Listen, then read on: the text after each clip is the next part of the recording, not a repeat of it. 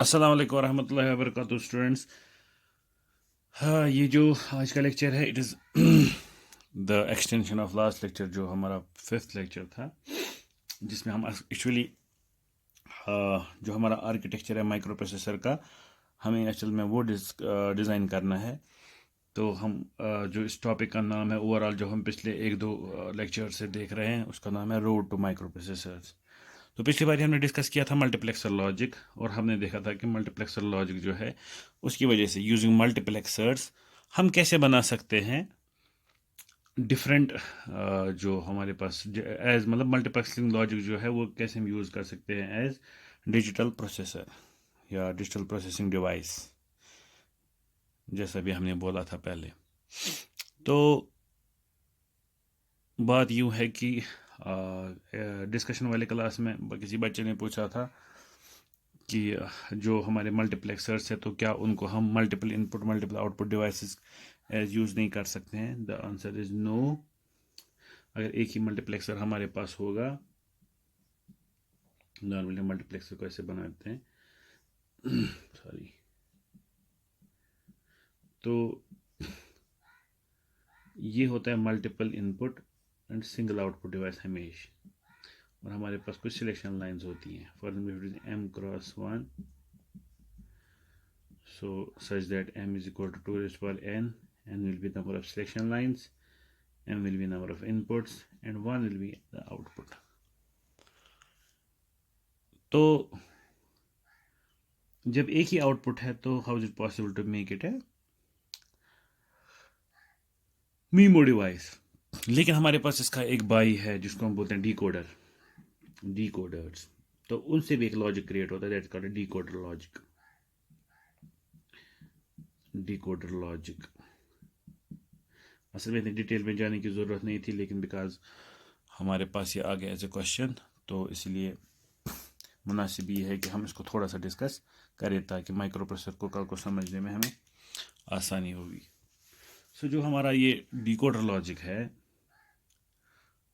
इस decoder logic में हम क्या करते हैं, वो use decoders.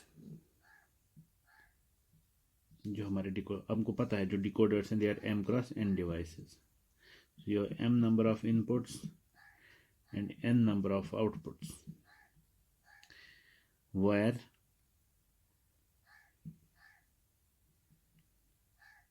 for example 3 cross 8 decoder, where n is equal to 2 raised to power m। so जो हम m पे देते हैं it's a code, normally binary code, और जो हमारे आउटपुट है इसमें हमारे पास सिलेक्शन होती है एक ही, one particular output gets selected depending on what is the code inside। ये आप जानती होंगे from your digital electronics lecture. तो अगर हमारे पास एक 2x4 डिकोडर है, मींस अगर हमारे पास यहाँ पे 0 0 आ गया code, binary code, so our output will be 1 0 0 0, means पहला सिलेक्ट होगा बाकी सारे ऑफ होंगे। Same way if the code goes to 0 1, तो दूसरा सिलेक्ट होगा बाकी सारे ऑफ होंगे। 1 0 देंगे सो तीसरा सिलेक्ट होगा बाकी सारे off, and then I give 1 1, तो हमारे पास लास्ट वाला सिलेक्ट होगा और बाकी सारी ऑफ होंगे। अब मसला है कि डिकोडर से कैसे लॉजिक बन सकता है। सो डिकोडर जो हमारे पास हैं, तो डिकोडर्स में एक पंगा हमारे पास है कि हम डायरेक्टली एक डिकोडर को लॉजिक इम्प्लीमेंटेशन यानी बूलियन इक्वेशन को इम्प्लीमेंट करने के लिए नहीं लगा सकते हैं। तो हमें क्या करना पड़ेगा, let us suppose we have 2x4 decoder. तो अगर हमें इस 2x4 डिकोडर से कोई लॉजिक या बुलियन इक्वेशन क्रिएट करनी है, we have to use an OR gate.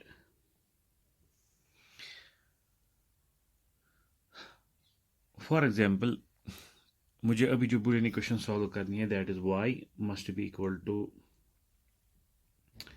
a bar b plus A B bar, जिसको नॉर्मली एक्सओर लॉजिक कहते हैं या कंपैरिजन लॉजिक, ठीक है। तो कैसे करेंगे हम इसको? सो जो हमारा वाई है वो एक्चुअली ये रहेगा, और ये जो और है यहाँ पे, दिस इज दिस और। अब हमें इसमें सिलेक्ट करने हैं ए बार बी और A B bar. That means ये जो हमारे पास है पहला वाला, it is related to A bar B bar, this one is related to A bar B, this related to A B bar, and this related to A B. ठीक है, इसका मतलब ये हुआ, अगर ये जीरो हुआ, ये जीरो हुआ, मीन्स ए है बी, मीन्स ये बी बार हुआ, ये बी बार हुआ, तब ये सिलेक्ट होगा, means this will be one. इसी तरीके से अगर ये ए बार हुआ और ये बी हुआ, means this is zero, this one, तो ये सिलेक्ट होगा। इसी तरीके से आगे। तो चूंकि मुझे ये दो सिलेक्ट करने, ए बार बी और ए बी बार, तो मैं क्या करूँगा काम, इन दो को नहीं, बस इन दो को इस और गेट में डाल दूंगा।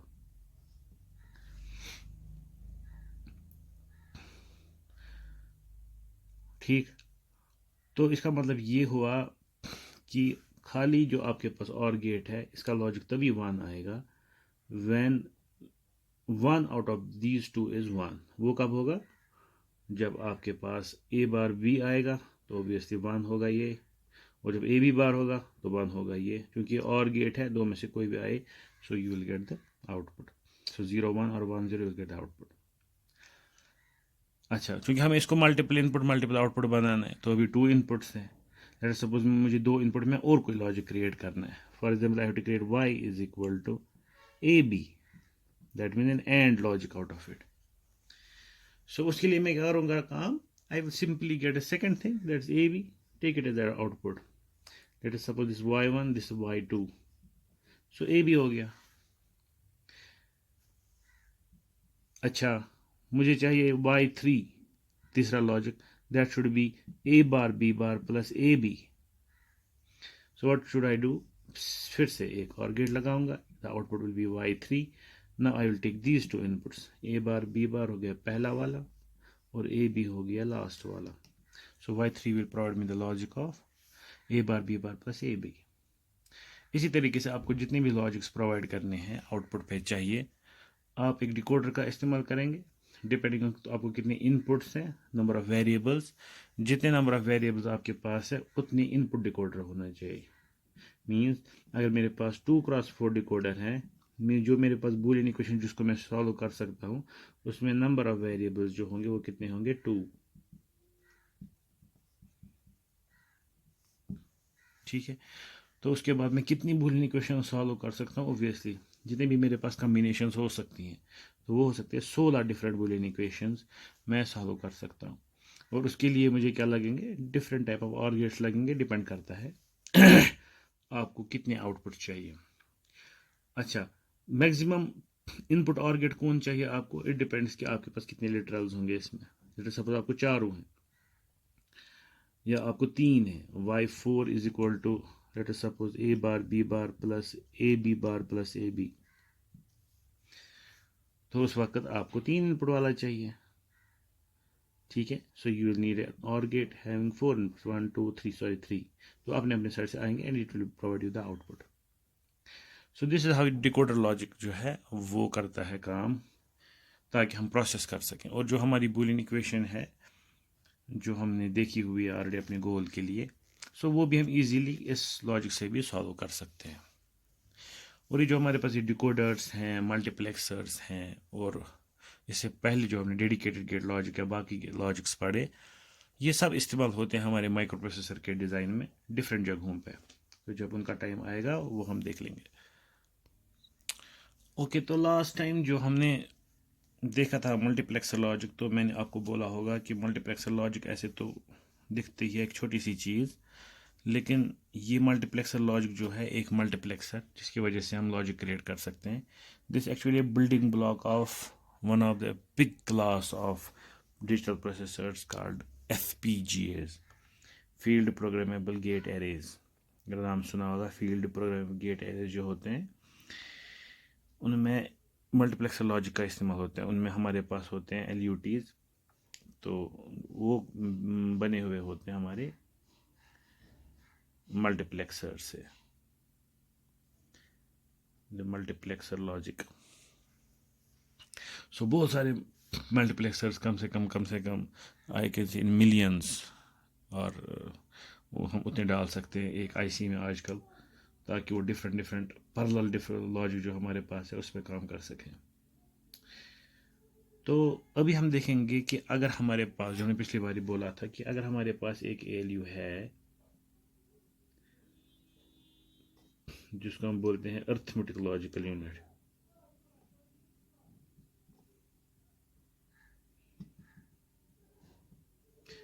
जो हम बचपन से पढ़ते आ रहे होते हैं कि जो अर्थमेटिक लॉजिकल यूनिट होता है, this is the core and kernel of the processor, in fact of the micro processor, जो हमें भी पता नहीं क्या है, लेकिन ये हम सुनते हैं कंप्यूटर पर जब पढ़ते हैं बेसिक, तो उस वक्त बोलते हैं कि जो हमारा अर्थमेटिकल लॉजिकल यूनिट है it is the core and kernel of the micro processor. इसका मतलब बेसिकली जो हमारा माइक्रो प्रोसेसर है इसका काम है processing, processing what, processing data, जो हमने अभी तक देखा था in terms of Boolean equations, ठीक है। लेकिन ये जो डेटा प्रोसेसिंग आपके पास है, तो what does it boil down to, मतलब जो भी हमारे पास प्रोसेसिंग है, एक छोटे से छोटे कैलकुलेटर से लेकर बड़े से बड़े प्रोग्राम्स लाइक गूगल का सर्च इंजन से लेकर डाइवर्स एप्लीकेशन लाइक हमारे सोनम लोटस जी जो हमें खबर देते हैं वेदर प्रेडिक्शन की। So these are the epitomes of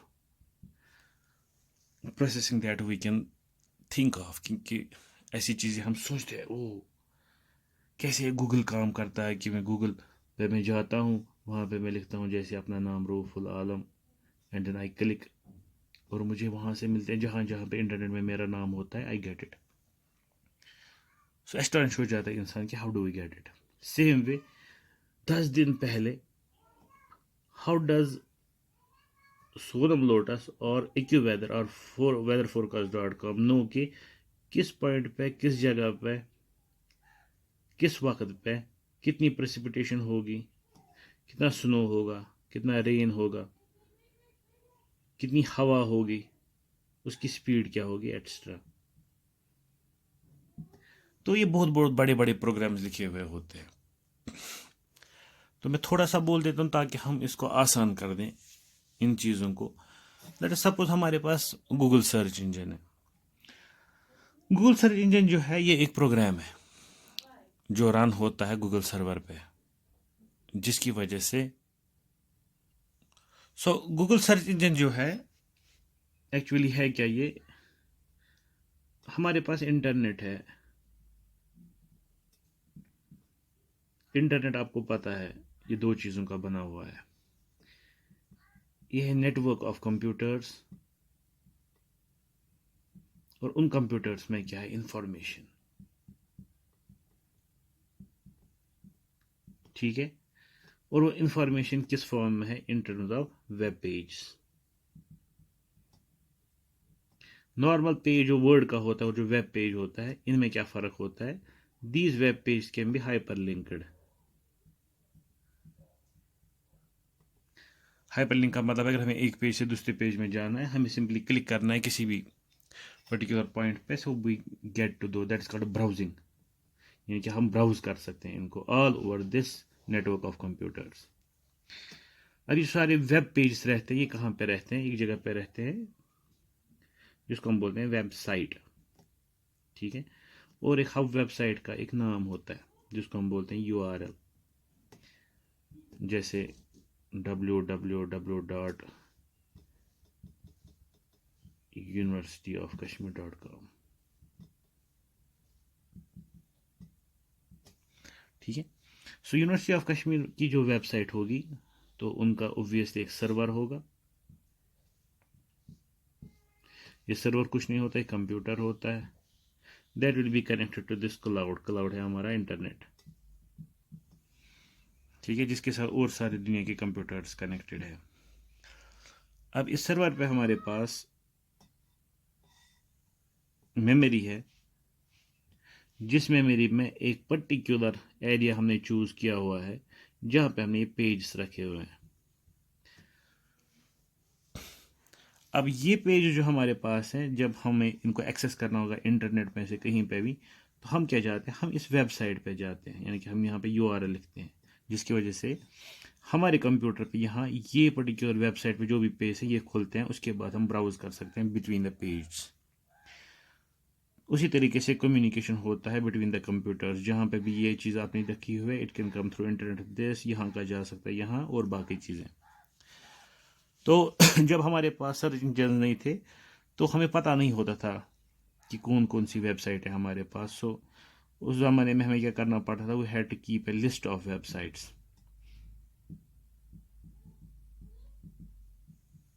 यानी यूनिवर्सिटी की वेबसाइट ये है, आपके पास चाइना में फलानी यूनिवर्सिटी की ये है, वहाँ पे रिसर्च सेंटर उसकी ये है, गवर्नमेंट की ये है। So we had to keep a list. उसके उसी लिस्ट में देखते थे तो फलानी वेबसाइट को यहाँ पे टाइप करते थे, URL को आपकी ब्राउज़र में, वेब ब्राउज़र में, और उसके बाद आप जा सकते थे वहाँ पे, उनको एक्सेस कर सकते थे। लेकिन जो हमारे पास सर्च इंजन्स हैं, उन्होंने ये सारा काम आसान कर दिया हमारे लिए। उन्होंने अपनी एक वेबसाइट बनाई जो बाकी वेबसाइट को हमारे लिए सर्च करते हैं। तो अब इसके पीछे का हिसाब देखेंगे, हाउ इट इज़ डन। होता यूं है कि जो हमारे पास गूगल है, इन्होंने क्या किया, इन्होंने पहले होमवर्क किया। What was the homework?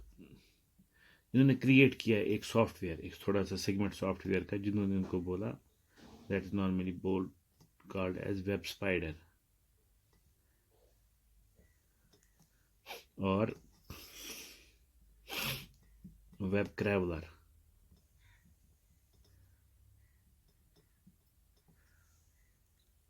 जो ये वेब स्पाइडर या वेब क्रैवलर है, इसका काम क्या है? इसका काम है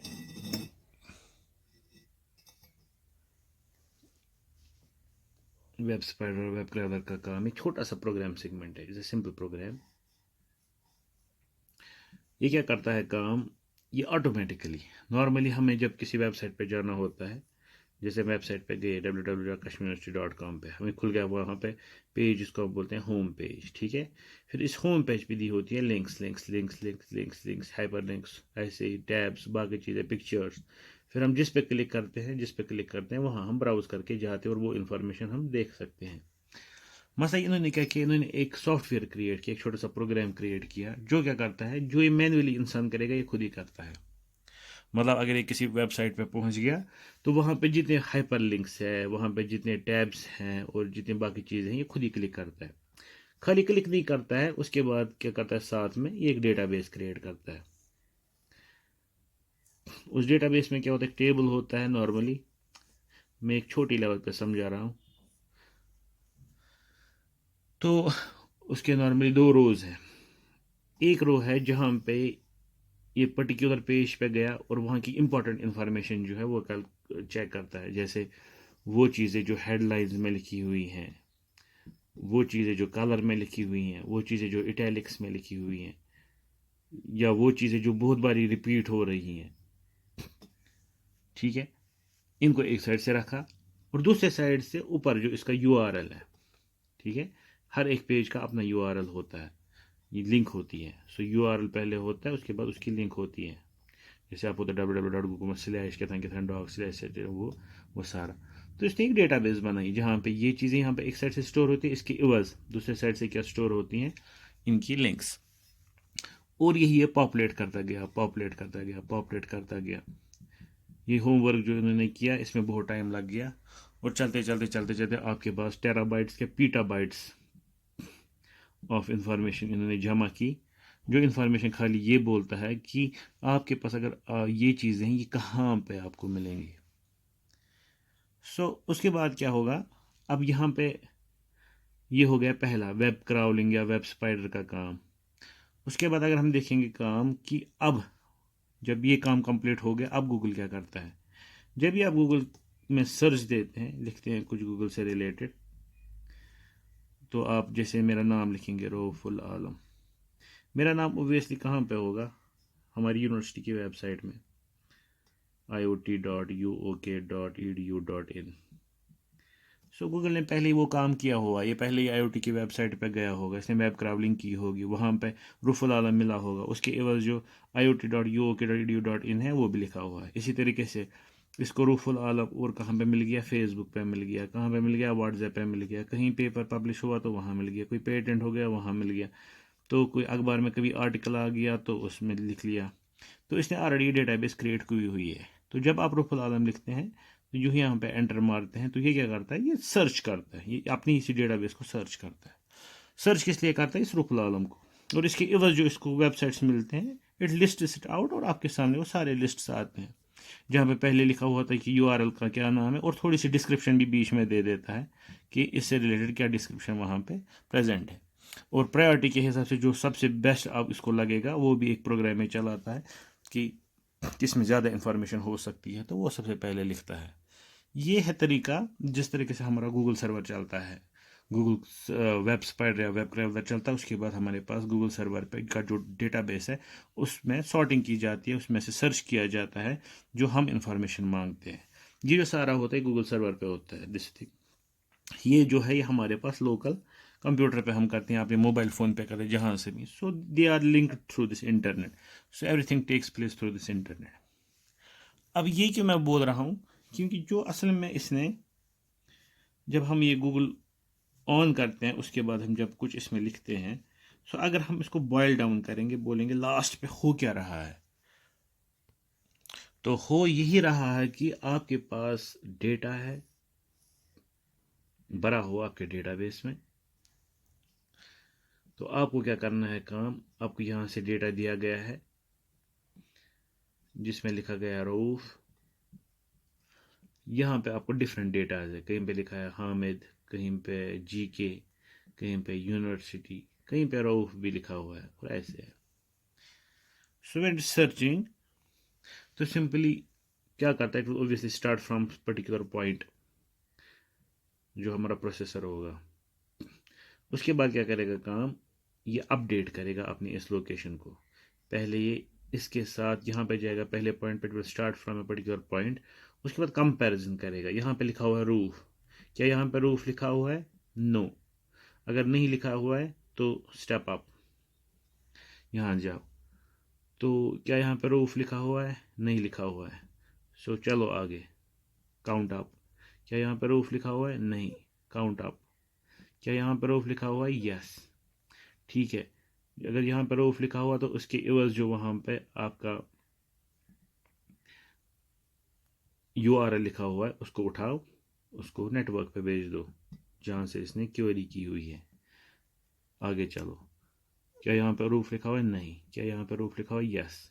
यहाँ पे जो URL उसको उठाओ, नेटवर्क पे भेज दो, और जहाँ से इसने क्वेरी की है वहाँ भेज दो, and it goes on. So Google searching का जो ये पूरा मामला है, अगर हम इसको एट द लोवेस्ट लेवल देखेंगे तो ये सिंपली है काउंट अप, ठीक है। उसके बाद व्हाट यू आर डूइंग, जब आप चेक करें कि वहां पे है कि नहीं है, कंपैरिजन,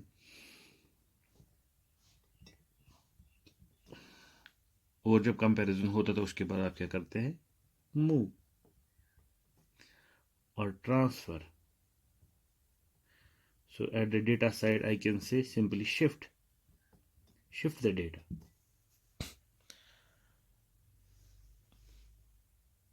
तो अगर हम इसको और बॉयल डाउन करें और देखें, अगर हमारे पास छोटा सा डेटा है कहीं पे, late us suppose in terms of binary, मेरे पास है 10110, और यहाँ से जहाँ से मैं सर्च कर रहा हूँ मेरे पास है 10111। सो जो बंदा ये सर्च कर रहा है, what you have to do, यहाँ पे जो आपके पास ये पर्टिकुलर जगह पे जब आ गया, so what do I mean counting up and counting down, obviously इसका कोई एड्रेस होगा, लेट अस सपोज इसका एड्रेस है 1। तो सबसे पहले क्या करता है, इसको इनिशियलाइज किया जाता है एट 1, ठीक है। उसके बाद किया जाता है कंपैरिजन, सो कंपैरिजन जो यहाँ पे हो सकता है, लेट अस सपोज डेटा के लिए हमारे पास एक्सऑर ऑपरेशन जैसे हमने देख लिया, बिट वाइज एक्सऑर करेंगे जिसकी वजह से हो जाएगा चेक हमें कि ऑपरेशन जो है हमारी जो दो चीज़ें हैं, जो हमारा डेटा यहाँ से और जो वहाँ पे स्टोर्ड है, क्या वो सेम है कि नहीं। अगर कंपैरिजन ऑपरेशन यस आ गया या नो आएगा, अगर कंपैरिजन ऑपरेशन यस आएगा तो ये क्या करेगा काम, ये करेगा स्टोर जो डेटा हमारे पास है, that is to be shifted out. और अगर नहीं है तो इसको काउंट अप करना है, so it's to be counted up and it will move to 2, और उसके बाद यही चीज़ रिपीट होगी। तो मीन्स हमारे पास जो ऑपरेशंस है, बेसिक ऑपरेशंस है count up. So how do we count up, by adding. अगर आप कभी 1 था +1 किया 2 हो गया, +1 करूँगा 3 हो गया, चलते जाएगा। उसके बाद दूसरा हमारा हो गया कंपैरिजन। अगर मैं डिजिटल हिसाब से देखूँ तो एक्सऑर लगेगा, और अगर मैं मैथमेटिक्स के हिसाब से देखूँगा तो सब्ट्रैक्शन लगेगा, क्योंकि अगर दो चीज़ें सेम होंगी तो उनका सब्ट्रैक्शन 0 आएगा, और अगर वो डिफरेंट होंगे तो उनका सब्ट्रैक्शन नॉन ज़ीरो आएगा। दैट मीन्स काउंटिंग वो है एडिशन, और जो आपके पास है कंपैरिजन दैट इज सब्ट्रैक्शन। इसी तरीके से अब इसको ट्रांसफर करना है, that is shifting. So what is shifting, moving the data from one place to another.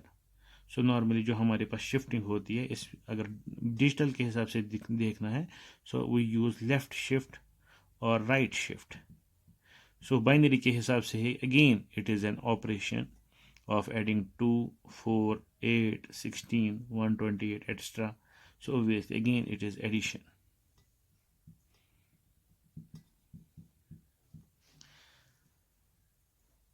ठीक, तो अगर हम देखेंगे और इसको बॉयल डाउन करेंगे, सो जो हमने अभी किया काउंट अप या काउंट डाउन करेंगे, और जो हमने कंपैरिजन किया जो सब्ट्रैक्शन पे हमें पहुंचा दिया, और शिफ्टिंग भी हमारा एडिशन है, तो क्या हम नहीं बोल सकते हैं कि सब कुछ हमारा होता है एडिशन और सब्ट्रैक्शन से।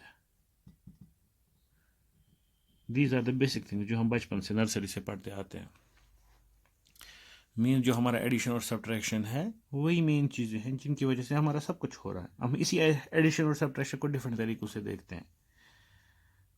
हमें काउंट अप करना था, means adding 1 every time means counting up, subtracting 1 every time means counting down. ठीक है, shifting the data by 1 through addition means again addition, shifting down by subtraction means again addition और subtraction. Means जो भी हम यहाँ पे काम कर रहे हैं it is going through this process called addition subtraction. अब अगर आपने बाइनरी अर्थमेटिक पढ़ा होगा, डिजिटल इलेक्ट्रॉनिक्स पढ़ा होगा, तो वहाँ पे आपने देखा हुआ है कि आपके पास जो एडिशन सब्ट्रैक्शन है it can be done through addition.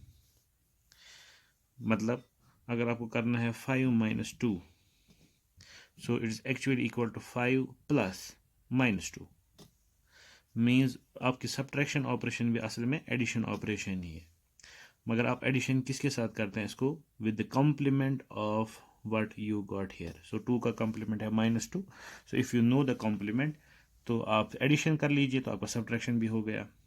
सो इसका मतलब एड गोइंग अगेन लो, हम ये बोल सकते हैं कि आपके पास टोटल में 2 ऑपरेशन है दैट यू नीड, जिससे आप ये बहुत सारा काम कर सकते हैं जो हमें अभी बहुत खतरनाक लग रहा था at the lowest level, that is simply addition and complementing. So if you have a device that can do addition and that can do complementing, उसको हम रीयूज करके ये सारे काम करा सकते हैं, like shifting right, shifting left, counting up, counting down, moving from one place to another. इतना ही नहीं, अगर हम मैथमेटिक्स में थोड़ा सा ऊपर जाए, that is will move to multiplication. Multiplication, you know, it's actually repeated addition, means addition repeat करो हो गया multiplication. Subtraction is repeated division. Sorry, division is repeated subtraction. अच्छा, उसके बाद हम डिफरेंशियल इक्वेशन पे पहुंच जाते हैं तो हम बोलते हैं डिफरेंशिएशन इंटीग्रेशन. सो इंटीग्रेशन में नॉर्मली हमारा एरिया होता है, डिफरेंशिएशन हमारे पास होता है डिफरेंसेस. ठीक है. सो जब हम इंटीग्रेशन जो हमारे पास है, so that is the summation in reality. So the summation that means addition of the multiplicands and addition बन जाता है हमारा इंटीग्रेशन. डिफरेंशिएशन हो गया subtraction, division of the subtrahends, और उसको हम बोलते हैं ये. तो इसका मतलब जिस एडिशन और मल्टीप्लिकेशन है और जिस डिवीजन और मल्टीप्लिकेशन की वजह से हमारे पास डिफरेंशिएशन इंटीग्रेशन आएगा, और खुद ये मल्टीप्लिकेशन डिवीजन खुद कहाँ से बने हुए, एडिशन और सब्ट्रैक्शन से. और खुद एडिशन सब्ट्रैक्शन कहाँ से आए हैं, एडिशन और कम्प्लीमेंटिंग से. Means if you have a device that can do addition and complementing, that can do anything, that can do such things जो है गूगल सर्वर हमारे लिए कर रहा है, और बाकी चीज़ें भी. So this is what is the real thing about processing की, जो हमें बड़ी बड़ी चीज़ें लग रही हैं at the core level, at the very basic level, at the lower abstractions, वो असल में खाली ये एडिशन सब्ट्रैक्शन ही कर रहे होते हैं. ठीक है. But they do it at a very fast speed. The speed is very very very high. We need the speed to be high because for these higher operations, these additions and complementing needs to be done very fast and with a great volume. For example अगर मैं बोलूँगा आपको multiplication करना है addition से, ठीक है, तो मुझे करना है 2x5 to get 10. सो आपके पास एक एडर है, तो आपको क्या करना है काम, आपको 2 को 5 बारी ऐड करना है. सो 2 + 2, 5 से निकलेगा 4 + 2 निकलेगा 8 + 2 निकलेगा 10.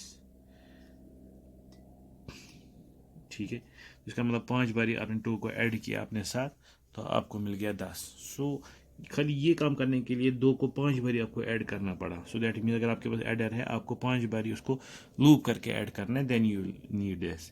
तो हो यही रहा है, but the volume is very large. क्या आपको हज़ारों लाखों करोड़ों जो ऑपरेशन है that need to be done एक ब्लिंक ऑफ द आई जो है उसके टाइम में.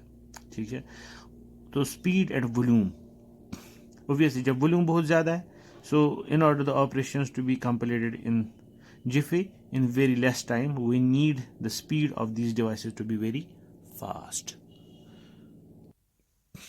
सेम वे अगर हम लॉजिकल ऑपरेशंस को देखेंगे तो हमारे पास हमें पता है ऑलरेडी फ्रॉम द लॉजिक्स कि नैंड हो या नॉर हो.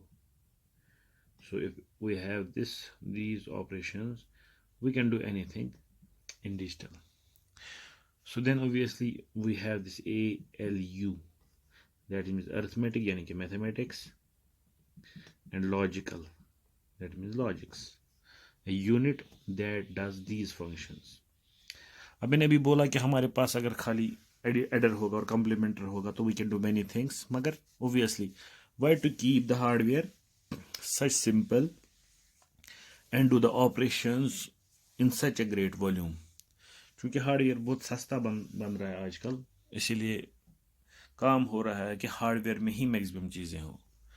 क्योंकि जो आप आगे चलेंगे तो आप देखेंगे जितना हम सॉफ्टवेयर को ज़्यादा देख रहे हैं, स्पीड कम हो रही है, और जितना हम हार्डवेयर ज़्यादा रख रहे हैं, स्पीड आप ज़्यादा कर रहे हैं. ठीक है. तो इसीलिए जो अर्थमेटिकल लॉजिकल यूनिट का डब्बा आपके पास है, so what do the scientist do, आप उसमें बहुत सारी चीज़ें प्लेस करते हैं. आप उसको खाली नहीं बोलते हैं तू ऐड कर, तो आप उसमें एडर भी रखते हैं, आप उसमें सब्ट्रैक्टर भी अलग से रखते हैं, आप उसमें कंपैरेटर भी रखते हैं, आप उसमें मल्टीप्लायर भी रखते हैं, आप उसमें डिवाइडर भी रखते हैं, आप उसमें शिफ्टर भी रखते हैं. ठीक है. सेम वे लॉजिक के साइड से आप उसमें एंड भी रखते हैं, और भी रखते हैं, एक्स और भी रखते हैं, एक्स नॉर भी रखते हैं.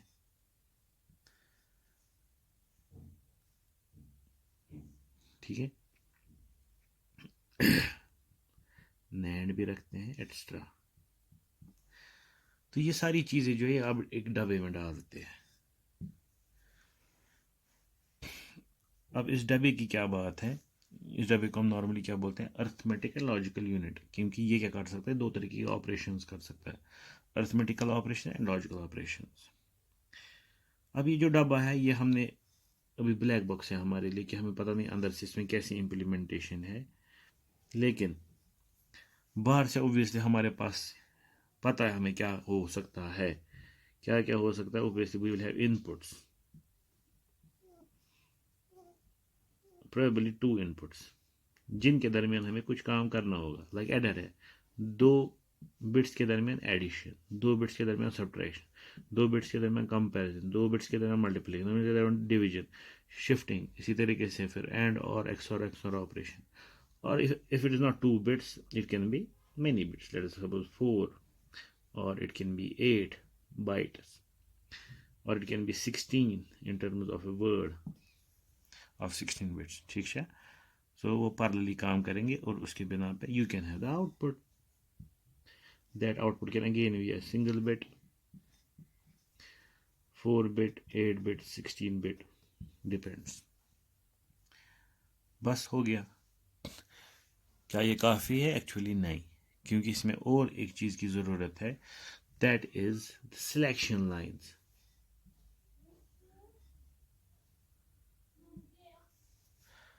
क्यों चाहिए सिलेक्शन लाइन्स? क्योंकि जब हमने डेटा दिया, फॉर एग्जाम्पल हमने यहाँ पे दिया इसको 5 और यहाँ से दिया 4, मुझे इस 5 4 को क्या करना है, मुझे इनको ऐड करना, और करना, एक्सओर करना, सब्ट्रैक्ट करना, ऐड करना है, मल्टीप्लाई करना है, वो मुझे यहाँ से सिलेक्शन लाइन्स बोलेंगे। ठीक, सो सिलेक्शन लाइन्स में जो आपके पास कोड जाएगा वो बोलेगा कि हमें क्या करना है। सो अब जिस तरीके से हमने इस एएलयू को बनाया होगा उसी तरीके से हमने एक कोड टेबल भी साथ में रखा होगा। So there will be a code table. मतलब जब यहाँ पे 0000 आएगा तो आप अंदर से एडर को सिलेक्ट करना, जब यहाँ से 0001 आएगा तो आप सब्ट्रैक्टर को सिलेक्ट करना, इसी तरीके से लास्ट में जब 1111 आएगा तो आप यहाँ से नैंड को सिलेक्ट करना और बाकी चीज़ें। सो इसका मतलब है जब भी मेरे पास यहाँ पे 5 और 4 आएंगे और मुझे पता है मुझे इन दो को ऐड करवाना है, so I have to select the adder from this. So adder को सिलेक्ट करने के लिए हमें इसका जो टेबल अंदर से, इसका जो आर्किटेक्चर, इसका जो डिजिटल इलेक्ट्रॉनिक सर्किट बनाया हुआ है वो ऐसा है कि जब मैं यहाँ से 0000 दूंगा उसकी वजह से जो यहाँ से डेटा अवेलेबल होगा 5 और 4 दे विल बी एडेड, और जो उसका रिजल्ट है that will B put at the output. ठीक है, हम एक छोटा सा ब्लॉक डायग्राम बेस्ड एक उदाहरण लेते हैं इसका, अरिथमेटिकल लॉजिकल यूनिट का, कि ये कैसे क्या बना हुआ होगा। सो ऑब्वियसली ये जो मैंने ये पहला प्लेन यहाँ पे बनाया इसमें ये एक एडर है, मैंने 4 ही चीज़ें रखी, सब्ट्रैक्टर है, नैंड, क्योंकि मैंने अभी बहुत सारी दिखाई तो इतना नहीं दिखा सकते हैं। So where adder, where subtractor, where NAND, where NOR. जो मैंने यहाँ से दिखाया, जो हमें यहाँ पे इनपुट जा रहा है A not and B not, it's common to all the blocks. A not इसको जा रहा है, बी नॉट भी जा रहा है, A1 A not, B not इसको भी, ए नॉट इसको, बी नॉट इसको, यानी कि सबको एक कॉमन है। इसका मतलब ये जब आप ए नॉट बी नॉट यहाँ से प्रोवाइड करोगे वो एडर में भी जाएगा, सब्ट्रैक्टर में भी जाएगा, नैंड में भी जाएगा और नॉर में भी जाएगा, हर एक अपनी अपनी ऑपरेशन करेगा। ठीक है, अब ये दूसरा प्लेन, तीसरा प्लेन है, ये बिट्स है। जैसे फॉर एग्जाम्पल ये सिंगल बिट एडर है, तो अब बाकी जो एडर्स होंगे वो पैरेलली दूसरे साइड से होंगे, ताकि जब आउटपुट आ जाएगा तो वो सारे बिट्स आ जाएंगे, तो और बाकी जो सर्किट्स होगा वो उसके हिसाब से देखा जाएगा। ठीक है, अब हमारे पास यहाँ पे जो ये 4 ब्लॉक्स है, these are the 4 operations to be done in processing, that is addition, subtraction, NAND और NOR ऑपरेशन। ठीक है, अब जब ये सब के पास जाता है तो जैसे मैंने ए नॉट यहाँ पे 1 रखा और बी नॉट रखा 0, सच दैट ये 1 0 है, हमारे पास जो असल में लाइन है यानी कि जो हमने दिया हुआ है, लेट अस सपोज 1 0 0 1, हम 4 भी डेटा दे रहे हैं। ठीक है, सो 1 0 0 1 मीन्स 9, और यहाँ से दिया है 0 0 0 1, यहाँ पे दिया है 1 मैंने, and these need to be added for example. So ये सबको जाएगा, ऐड को भी जाएगा, सब को भी जाएगा, नैंड को भी जाएगा, नॉर को भी जाएगा। अब ऐड की जो ऑपरेशन होगी वो 10 होगा, that will come here. Subtraction का ऑपरेशन फॉर एग्जाम्पल 8 होगा, वो यहाँ आ जाएगा। नैंड का ऑपरेशन फॉर एग्जाम्पल कुछ होगा 7, वो यहाँ आएगा, और नॉर का ऑपरेशन 2 होगा, वो यहाँ आएगा। मगर मसला है अब आउटपुट पे क्या लाएंगे हम, यहाँ पे आउटपुट पे क्या आएगा, आउटपुट पे ऑब्वियसली वो चीज़ आएगी जिसको हम सिलेक्ट करेंगे। तो ये जो हमारे पास है, these are the switch that need to be selected. ये एक तरीका है, we can have this selection switch at the input also, we can have many more ways. तो मैं एक समझाने के लिए ऐसी चीज़ दिखा रहा हूँ कि अब हमारे पास जो सिलेक्शन है, सिलेक्शन पे डिपेंड करेगा कि मेरे आउटपुट कौन सा वाला आउटपुट आएगा, विल द 10 कम आउट और 8 कम आउट और 7 कम आउट और 2 come out. So obviously selection, late us suppose मुझे इसको सिलेक्ट करना है, मैं ये 1 से सिलेक्ट करता हूँ, 1 0 0 0 जब मैं यहाँ पे दूंगा, दिस गेट सिलेक्टेड। सो जो भी इनपुट पे है that will come to the output through this link, and at output I will get 10, यानी कि first bit, the lowest significant bit of the 10 at the output. इसको हम इसके और नीचे लेवल पे ऑलरेडी देख चुके हैं। अगर आपको याद होगा जब हमने देखा था multiplexer logic, so multiplexer logic में हमने क्या किया था, we had taken the multiplexer like this, मैंने सिलेक्शन लाइंस को बना दिया था इनपुट, उनका मैंने नाम रखा था ए बी, और उसके बाद जो लॉजिक हमें लाना है इस ए बी के साथ जो भी हमें करना है, that will depend on these 4 inputs. So अगर आपको याद होगा हमने इनको लास्ट में रजिस्टर्स के साथ भी कनेक्ट किया था, so that there will be ease कि इस मल्टीप्लेक्सर को ऑपरेशन क्या करना है। सो लेट अस सपोज जब हमने रखा था इसको 0 1 1 0, the operation was XOR। In fact जो एडिशन की ऑपरेशन होती है वो भी XOR ही होती है, मींस एडिशन आल्सो, ठीक है, without a carry. If you need a carry too, so put second multiplexer, ठीक है। जो आप डेटा दे रहे हो वो यहाँ पे मैं दिखाता हूँ अलग से। ये है हमारे पास ये फुल एड्रेस जो आपने ऑलरेडी देखा होगा, आपने डेडिकेटेड लॉजिक से या एक्सओर गेट से इसको बनाया होगा। तो अभी जो यहाँ पे हमारे पास ये डायग्राम है, दिस इज मल्टीप्लेक्सर इम्प्लीमेंटेशन, ठीक है।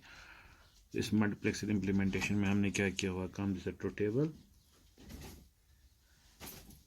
जिसमें हमारे पास 3 इनपुट्स हैं, इनपुट 1, इनपुट 2 और इनपुट कैरी, उसके बाद आउटपुट सम और output carry. So this are the output, these are the boolean equations for Cout and sum। तो मल्टीप्लेक्सर लॉजिक में कुछ खास करना नहीं है, आसान है। सो चूंकि आपके पास 3 इनपुट्स हैं तो सिंपली सॉल्व करने के लिए we need 3 selection lines that will be taken as inputs A B and C in. फिर हमें ये जो इनपुट्स है इनमें से प्लस VCC और ग्राउंड का यानी कि हार्ड वायर्ड लॉजिक लगा देना है। तो इस वक्त मैंने हार्ड वायर्ड लॉजिक लगा दिया क्योंकि मुझे इसको एज एडर ही इस्तेमाल करना है। सो मैं सिंपली इस एस में देखूंगा कौन कौन सा पर्टिकुलर टेबल में मेरा 1 आ रहा है, वो पर्टिकुलर लाइन में VCC के साथ लगा दूंगा, और जो बाकी 0 आ रहे हैं उनको ग्राउंड के साथ लगा दूंगा। Same will have for C out, C out के लिए लेकिन दूसरा मल्टीप्लेक्सर लगेगा, अगर ये पहला ही दूसरा है क्योंकि मीमो नहीं हो सकता है। सो सी आउट बनाने के लिए लेकिन इनपुट सेम रहेंगे A B एंड C इन। तो यहाँ पे जो जो मेरे 1 है, जैसे लास्ट 3 और उसके बाद यहाँ पे 1, दैट विल बी VCC और बाकी जो है वो ग्राउंड जाएंगे। So you will get the S and C out. So भी अर्थमेटिकल लॉजिकल यूनिट जो आपके पास है उसमें जब एडर इंप्लीमेंट करना होगा that will B of the same schema, यही सेम तरीका उसमें इस्तेमाल किया हुआ करने के लिए। लेकिन जब हमें इसको इंप्लीमेंट करना होगा अर्थमेटिकल लॉजिकल यूनिट के को, लेकिन हमें इसमें सब्ट्रैक्शन करना है। So obviously what is to be done, ये VCC वही रहेगा, ग्राउंड ही रहेगा, लेकिन यहाँ पे आपके पास रजिस्टर आएगी, इसी तरीके से यहाँ पे रजिस्टर आएगी, ठीक है, जो इन बिट्स को यहाँ पे फिल करेगी, और वो बिट्स वहां पे क्या डालेंगे वो डिपेंड करेगा कि हमें कौन सी ऑपरेशन करनी है। If I have to make two subtractor, यहाँ पे आपके पास अब होगा बोरो कैरी के बदले, ठीक है, और यहाँ पे होगा आपके पास डिफरेंस जैसे वहां पे सम हुआ करता था। सेम वे अगर हमें क्या करना है काम, फॉर एग्जांपल हमें एंडिंग करनी है या ऑरिंग करनी है, 3 इनपुट एंड करना है या 3 इनपुट और करना है, तो उसी तरीके से यहाँ पे बिट्स चेंज कर देंगे, और उन बिट्स की बिना पे जो यहाँ पे हमारे 3 इनपुट्स हैं इनका क्या आ जाएगा, एंड आ जाएगा, इनका और या नॉट आ जाएगा आउटपुट पे, और यहाँ पे डिपेंड करता है, क्योंकि नॉर्मली हमें कैरी वहाँ पे नहीं चाहिए फॉर एंडिंग एंड ऑरिंग, तो वहाँ पे खाली ऊपर ही आउटपुट आ जाएगा। सो मीन्स जो मैंने अभी डब्बा बनाया ALU का, that can house this thing inside. These will be taken out as selection lines, जो मैंने अभी बनाई सिलेक्शन लाइन्स, ठीक है। These will be taken as inputs and these will be taken as outputs. ALU is a very fast device because multiplexer based logic से काम कर रहा है, या किसी भी चीज़ से बनाओ, डिकोडर लॉजिक से बनाओ या डेडिकेटेड गेट लॉजिक से बनाओ। लेकिन हमारे पास एक ऐसी चीज़ आ गई बीच में, जो मैं अभी बोल रहा था कि जो हमारे पास कर्नल या कश्ट पर गूंज बना, तो पूरा प्रोसेसर जो आपके पास है, जो माइक्रो प्रोसेसर है, जो पूरा कंप्यूटर होता है, उसमें असली ब्रेन जो होता है वो यही अर्थमेटिकल लॉजिकल यूनिट होता है। फिर बाकी सारा जो होता है उसको साइड में लगा के, कभी memory, RAM, register, set, control unit, timing और बाकी सारी, वो होते हैं सिंपली इसको हेल्प करने के लिए। That is to help this ALU to do the things in a right way, जिस तरीके से हम चाहते हैं, जिस तरीके से हम प्रोग्राम करेंगे उस तरीके से आना चाहिए। इसीलिए अब चूंकि इम्प्लीमेंटेशन की इस लेवल पे हम आ गए, लेकिन हमारा जो बेसिक हमने जो स्टार्ट किए थे, the digital processors that we can use, उसमें हमारे कुछ और प्रोसेसर्स हैं जिनका माइक्रो प्रोसेसर एक पार्ट है, जो एक पर्टिकुलर कंसेप्ट पे चलते थे या चलते हैं, जिन पे अभी तक की चीज़ें, जैसे मल्टीप्लेक्सर तक की चीज़ें, इन लॉजिक्स तक की चीज़ें, जैसे आपने अभी देखा PLAs, ठीक है, अभी तक आपने देखा CPLDs, complex program logical devices, आपने देखा FPGAs एक्स्ट्रा, ये जो चीज़ आपके पास, या एसिक एप्लीकेशन स्पेसिफिक इंटीग्रेटेड सर्किट्स, ये जो बंदे होते हैं, ये इनका जो प्रोग्राम हुआ करता था, प्रोग्राम जिसके बिना पे ये काम करते हैं कि ये क्या काम करेंगे, वो प्रोग्राम जो हुआ करता था, आइदर इट वाज हार्डवायर्ड मतलब वो जो इनकी बनावट है। So there is nothing like a program, जिस तरीके से तारे जुड़ी हुई, जो इनकी बनावट है, ठीक है, वही बोलता है कि इसको क्या करना है। और वो मोस्टली आपके पास ASIC से रिलेटेड, और जो हमने डेडिकेटेड गेट लॉजिक लिखा, ठीक है, वो उनमें होता है। फॉर एग्जाम्पल आपके पास एक नॉट गेट है, अब इसको 0 देते हैं 1 देता है, इसको 1 देते हैं 0 देता है। So what is the program written inside, where is it written, it is written as a circuit, it is transfer function, ठीक है, that is what it is, so I can change it. तो वही हो गया, logic is hard wired. उसके बाद हम क्या गए काम, तो नेक्स्ट वाज कि हम इस हार्ड वायर्ड है लेकिन इट इज एडिटेबल, वो हमने PLAs में देखा, CPLDs में देखा और FPGAs में भी देखा, ठीक है। तो जिस हमको बोलते हैं फर्म वायर्ड लॉजिक,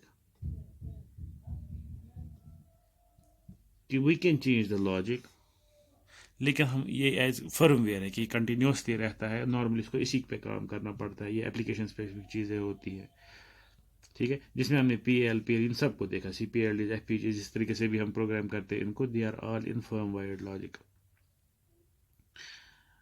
मसला ये है कि हम एक पर्टिकुलर लेवल ऑफ फ्लेक्सिबिलिटी पे आ गए using all of these things, wire in I have a program that means a set of instructions that is actually as a boolean equation or a truth table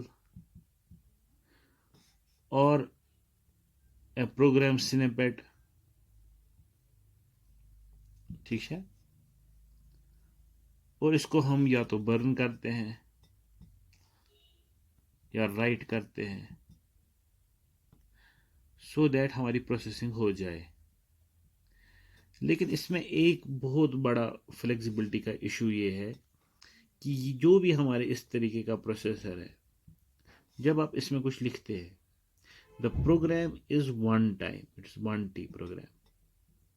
one time program का मतलब हो गया, आपका programme है, इसका नाम है P1, ये P1 आपने लिखा हुआ है और आपने ये अपने पर्टिकुलर डिवाइस में डाल दिया। आप ये मान के चलते हैं कि जब तक ये मशीन में रहेगा, ये जिस भी सिस्टम में ये रहेगा, इसका काम इसी P1 पे है। मीन्स फ्लेक्सिबिलिटी यहाँ तक कि हाँ, अगर आपको कोई और प्रोग्राम चलाना है तो आप इसको रिमूव करेंगे, एक P2 इसमें डाल देंगे, उसके बाद जितनी देर तक ये मशीन में है ये खाली P2 ही चलाता रहेगा। लेकिन जो हमारे पास एक नया प्रोसेसर्स यानी कि जो हमारे एप्लीकेशंस हैं जिनको हम बोलते हैं GPP, that mean general purpose programming applications. For example हमारा लैपटॉप, जहाँ पे हम चाहते हैं कि यही लैपटॉप जो है ये हमारा विंडोज़ मीडिया प्लेयर भी चलाए, ये हमारी ब्राउजिंग भी कराए, ये हमारी वर्ड प्रोसेसिंग भी कराए, ठीक है, ये हमारे पास साइमुलेशन भी कराए, और साथ में एक ही टाइम पे। So how is it possible कि लैपटॉप इतनी सारी चीज़ें कर सकती है? या आपका मोबाइल फ़ोन ले लो, सो मोबाइल फ़ोन में भी इतनी मल्टीटास्किंग, मल्टी प्रोग्रामिंग और बाकी चीज़ें होती रहती है। आपके पास 10-10, 20-20 ऐप्स और सर्विसेज जो है वो रन हो रही होती हैं एक ही टाइम पे। तो यहाँ पे तो वो पॉसिबल है नहीं, तो यहाँ पे कैसे पॉसिबल है? तो उसके लिए एक नया ही प्रोग्रामिंग का कंसेप्ट वजूद में आ गया, जो पहले ही आया है ओबियसली, बिकॉज ये जो हर एक चीज़ है, हर एक चीज़ के अपनी एडवांटेज डिसएडवांटेज है। लाइक जो लैपटॉप, मोबाइल फ़ोन यानी कि माइक्रो प्रोसेसर, माइक्रो कंट्रोलर्स जो है जो इसमें आ जाएंगे इस लाइन में, उनकी अपनी एडवांटेज डिसएडवांटेज हैं। जो ये लाइन वाली चीज़ है उनकी अपनी एडवांटेज डिसएडवांटेज हैं। तो ये वाले जो बंदे हैं, लैपटॉप्स, मोबाइल फ़ोन्स, डेस्कटॉप्स, ठीक है, जो माइक्रो प्रोसेसर, माइक्रो कंट्रोलर वाले डिवाइसेज हैं, इनमें क्या कंसेप्ट है जिसकी वजह से ये इस काबिल बन गए? The concept is called stored program concept.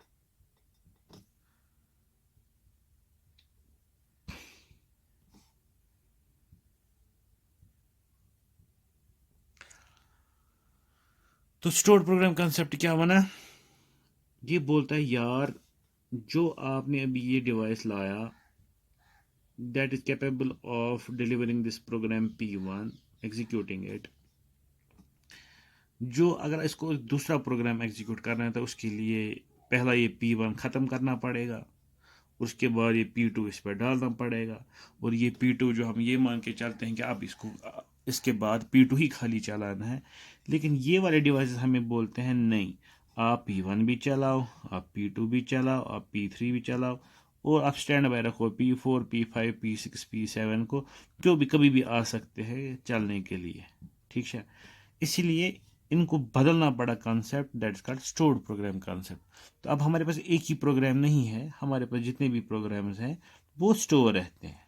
So now you have two things, एक तो आपका ये प्रोसेसर है जो आपकी प्रोसेसिंग करता है, और दूसरा आपके पास स्टोरेज है जहाँ पे आपके पास ये प्रोग्राम्स रहते हैं P1, P2, P3, P4, P5, और जिसको एग्जीक्यूट होना होता है वो चला जाता है एग्जीक्यूशन के लिए।